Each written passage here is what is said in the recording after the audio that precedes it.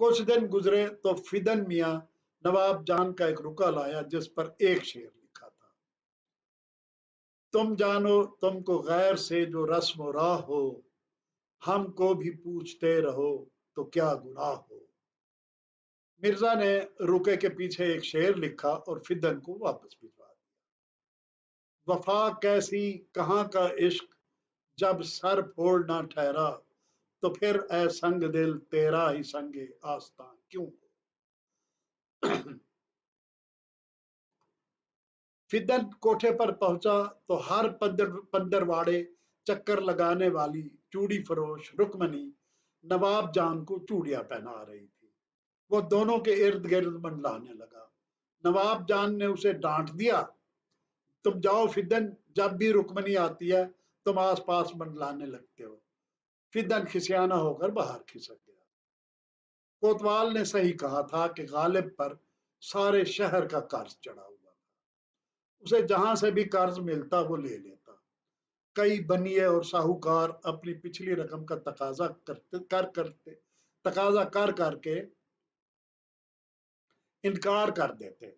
वो हर किसी से यही कहते कि मेरी पेंशन बहाल होने वाली है और पेंशन मिलते ही आपके सारे कर्ज भी उतर जाएंगे और दिलद्दर भी दूर हो जाएंगे।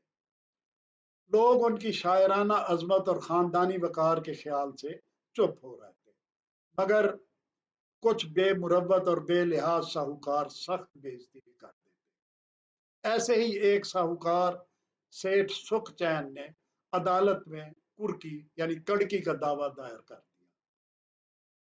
नवाब जान को पता चला तो उसने फौरन अपने जेवर की पोटली फिदन को दी कि जाकर बाजार में बेचकर पैसे लाकर मिर्जा साहब का कर्ज उतारो, मगर यह नौबत न आ सकी। गालिब के जो बच्चे उमराव जान की कोख से पैदा होते वो तफूलियत ही में मर जाते। एक बार अपनी बीवी के इसरार पर मिर्जा गालिब अनकरीब पैदा होने वाले बच्चे की जिंदगी की भीख मांगने और चादर चढ़ाने के लिए पीर बाबा के मजार पर आए तो वहां उनकी मुलाकात नवाब जान से हो गई, जो खुद भी दुआ मांगने और चादर चढ़ाने आई थी।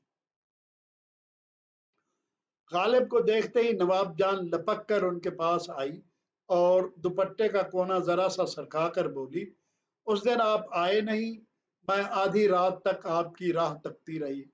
ये देखें मेरे हाथों की मेहंदी भी फीकी पड़ गई है। उसने दोनों हाथों की हथेलियां आगे कर दी जिन पर लिखा हुआ मिर्जा गालिब अब धुंधला पड़ने लग गया था। दोनों ने एक दूसरे से अपनी आमद का बायस पूछा तो गालिब ने बताया कि वो आने वाले मेहमान के लिए दुआ करने आए और नवाब जान ने बताया मैं किसी की कामयाबी की दुआ करने और चद्दर चढ़ाने आई। मेरे औलिया ने आज तक मेरी हर दुआ कबूल की है, देख लीजिएगा मेरी ये दुआ भी कबूल होगी और एक दिन मेरे शायर दिल्ली के सरताज शायर होंगे। गालिब ने कहा, नवाब जान, अगर तुम्हारी ये दुआ कबूल हुई तो तुम्हें एक दोशाला जरूर तोहफे में पेश करूंगा, तुम्हारे घर आकर। नवाब जान की आंखों में आंसू आ गए। फिर एक दिन मिर्जा हाजी मीर के दुकान के पिछले कमरे में तख्त पोश पर लेटे किताब पढ़ रहे थे कि सामने वाले बाला खाने से नवाब जान के गाने की आवाज सुनाई दी। वो गालिब की गजल गा रही थी, किसी को दे के दिल कोई नवा संजे फुगा क्यों हो, न हो जब दिल ही सीने में तो फिर मुंह में जबां क्यों हो। मिर्जा ने हाजी मीर से इस्तफसार किया, भाई मेरी गजल बाला खाने पर कैसे जा पहुंची। हाजी ने कहा, यार वो आ जाती है तुम्हारी गजलें मांगने, मुझसे इनकार नहीं होता। मिर्जा पूरी गजल सुने बिना उठ खड़े हुए और जाने के लिए बाहर कदम निकाला। हाजी बोला, मिर्जा आज इतनी जल्दी कहाँ चल दी है, अपनी गजल तो मुकम्मल सुनते जाओ। गालिब ने कहा, मीर साहब मैं अपने कदमों से डरता हूं कि किसी ऐसी राह पर न चल पड़ूं कि खुद ही अपना राहजन बन जाऊं। कुछ दिनों बाद कले में लाल कले में एक बड़े मुशायरे का एहतमाम किया गया। मिर्जा गालिब का भी बुलावा आ गया बादशाह जफर की तरफ से। غالب نے اپنی یہ غزل سنا کر پورا مشاعرہ لوٹ لیا۔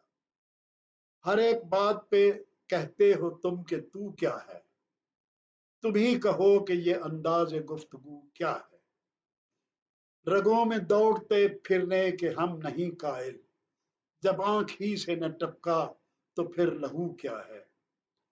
ذوق، مومن، شیفتہ، ابو ظفر سب کے سب بڑھ چڑھ کر داد دے رہے تھے۔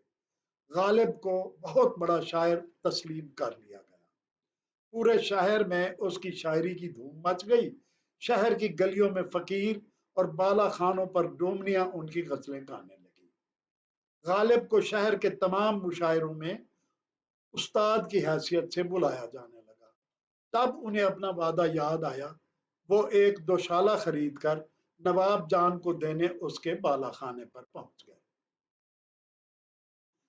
مگر کوٹھے پر ایک عجب سی ویرانی چھائی ہوئی تھی۔ ہر طرف گرد و غبار نے ڈیرے ڈالے ہوئے تھے، سب کمرے خالی پڑے تھے۔ غالب مڑنے ہی والے تھے کہ انہیں سیڑھیوں پر کسی کے قدموں کی آواز سنائی دی۔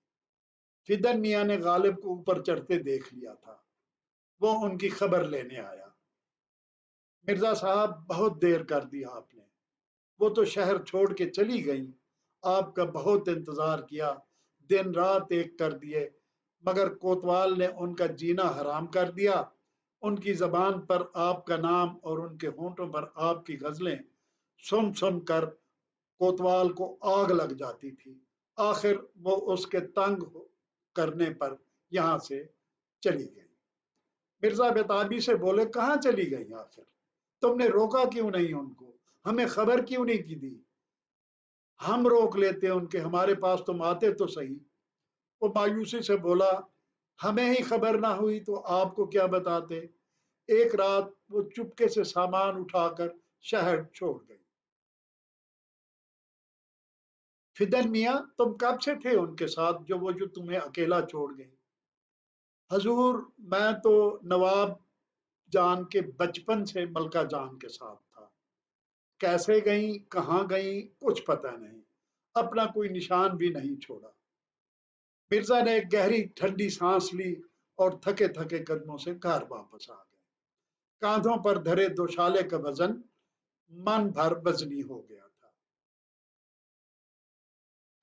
مرزا غالب حاجی میر کی دکان سے گھر کی طرف آ رہے تھے۔ انہوں نے دیکھا کہ گلی کے شوخ اور شرارتی لڑکے والے ایک نیم پاگل سے شخص کو ٹوپ پہنا کر گدے پر بٹھائے ہانکا کر رہے تھے۔ گدھا سوار نے انگریزوں والا پھٹا پرانا بوسیدہ سا سولر ہیٹ پہن رکھا تھا، جس نے ان کا منہ ڈھانپ رکھا تھا۔ غالب کو آتا دیکھ کر سب لڑکے مرزا صاحب آ گئے، مرزا صاحب آ گئے کہہ کر بھاگ کھڑے ہوئے۔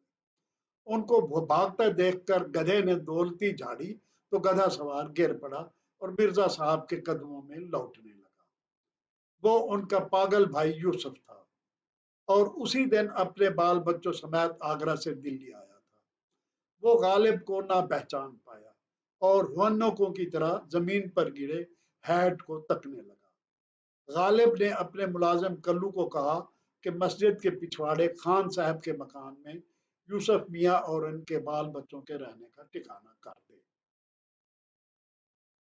اب مرزا غالب نے پینشن کی بحالی کے لیے کلکتے جا کر گورنر جنرل مٹکاف سے ملنے کا فیصلہ کیا، گورنر جنرل مٹکاف سے، اور کہیں سے بھاری قرض اٹھا کر پہلے مرحلے میں گھوڑے پر سفر کیا۔ راستے میں 6 ماہ لکھنؤ میں قیام کیا۔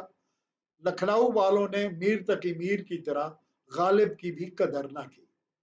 لاہور سے چل کر الہ آباد اور وہاں سے کشتی پر سفر کرتے ہوئے بنارس پہنچے۔ یہ شہر ان کو بہت اچھا لگا اور پرسکون لگا۔ وہ 1-2 ماہ یہاں انہوں نے قیام کیا۔ ایک دن ایک تنگ سی پتلی گلی سے گزر رہے تھے کہ اچانک سامنے سے آنے والی ایک برقع پوش خاتون نے ان کا راستہ روک لیا۔ یہ نواب جان کی ماں ملکہ جان تھی، جو غالب سے مل کر رونے لگی۔ مرزا، آپ نے بہت ظلم کیا میری بیٹی پر، بہت رلایا آپ نے اسے، بہت تڑپایا اسے، उसने बड़ा इंतजार किया आपका, मगर जब कोतवाल ने जबर सितम की हद कर दी तो मजबूरन हमें आपका शहर छोड़ना पड़ा। मलका जान की रोते रोते हिचकी बंध गई। मिर्जा ने पूछा, मगर वो है कहाँ? मैं उसका कर्ज उठाए फिरता हूँ और चाहता हूँ कि ये शहर छोड़ने से पहले उसका कर्ज अदा कर दूं। आइए मेरे साथ, कहकर मलका जान आगे आगे चल पड़ी और मिर्जा मुजरमों की तरह सर निवड़ाए उसके पीछे पीछे चलते रहे। उनको लेकर वो एक कब्रिस्तान पहुंची और एक कब्र की तरफ इशारा किया जिस पर नवाब जान का नाम और तारीख वफात लिखी थी। मिर्जा की आंखें आंसुओं से लबरेज हो गईं। उन्होंने अपने कांधे से दोशाला उतारा और कब्र पर फैला दिया। फिर फातिहा के लिए हाथ उठाए और आंसुओं की धुंधलाहट में अब उन्हें अपना वो शेर याद आया। ये न थी हमारी किस्मत के विसाल यार होता, अगर और जीते रहते यही इंतजार होता। हुए मर के हम जो रुसवा हुए क्यों न कर के दरिया, न कहीं जनाजा उठता न कहीं मजार होता। तो सामईन कराम, ये थी आज की 100वीं और इस सिलसिला 100 अजीम दास्तान की आखिरी दास्तान जो हमने मिर्जा गालिब और डोमनी के इश्क पर तमाम की है। तो उम्मीद है आपको मिर्जा गालिब और नवाब जान डोमनी की ये दास्तान पसंद आई होगी। तो आपसे दरख्वास्त है कि अपनी पसंदीदगी का इजहार ज़रूर कीजिए, कोई कमेंट्स लिखिए और हमारे चैनल को सब्सक्राइब कीजिए और इसको आगे भी शेयर कीजिए। आपकी बहुत मेहरबानी। खुदा हाफिज।